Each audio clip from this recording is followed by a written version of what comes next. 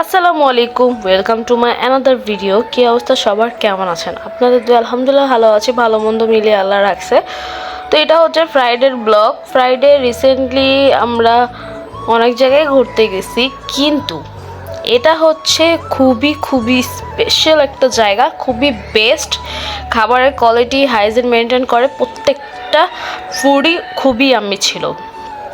আমরা হুটহাট করে ফ্রাইডের দিন আমি আর আমার হাজব্যান্ড মিলে কেরানীগঞ্জ ফুড ব্যাংক নিউজ ফিডে আসলে হুট করে দেখলাম যে পাকঘর নামের একটা লোকেশন। এটা হচ্ছে চুনকটুরিয়ায় চৌরাস্তায় অবস্থিত। দেন হচ্ছে ওখানে আমরা ঘাটাঘাটি করতে করতে দেখলাম যে না, ফুডে খুবই ভালো, খুবই কমের মধ্যে ভালো ভালো ফুড সার্ভ করছে। তো এই জন্য আমরা প্ল্যানিং করলাম হুটহাট যে চলো আমরা কেরানীগঞ্জ চুনকুটিয়ায় চলে যাই। তো আমরা দেখছি হচ্ছে 8:30টার দিকে রেডি হয়ে 9টা 9:30টার দিকে বের হয়ে গিয়েছি। আর ওপেন থাকে হচ্ছে 11:30 মেবি, হ্যাঁ 11:30 বা 11টা পর্যন্ত।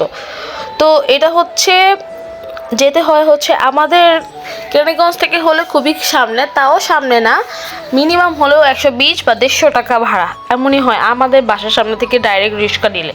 আপনারা যদি ওই পার থেকে আসতে চান তাহলে হবে কি, চাইলে আপনারা কদমতলী দিয়ে নয়াবাজার দিয়েও আসতে পারেন। নয়াবাজারে ওখান থেকে ডাইরেক্ট কদমতলী এসে যে কোনো সেনজি বা অটো রিক্সাকে জিজ্ঞেস করলে চুনকুটি চৌরাস্তার ওখানে দেখলেই হবে যে বড় করে সাইনবোর্ড লাগানো আছে পাকঘর নামে একটা রেস্টুরেন্ট।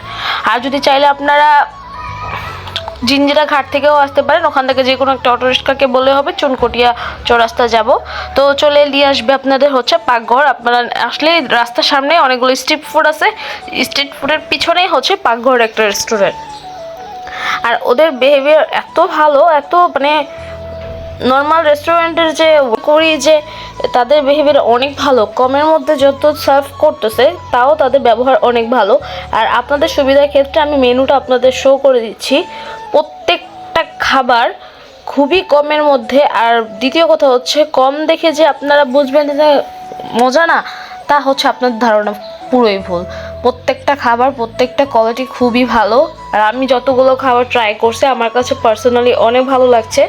আর তাদের খাবারের যে কোয়ান্টিটি বা খাবারের যে কোয়ালিটি খুবই সুন্দর আমার অনুযায়ী। আমার পার্সোনালি অনেক ভালো লাগছে। যাদের যাদের ট্রাই করতে ইচ্ছুক অবশ্যই তারা তাদের রেস্টুরেন্টটা ভিজিট করতে পারেন। আপনাদের সুবিধার ক্ষেত্রে আমি আবার লোকেশনটা বলে দিচ্ছি, চুনকুটিয়া চৌরাস্তা কেরানীগঞ্জ।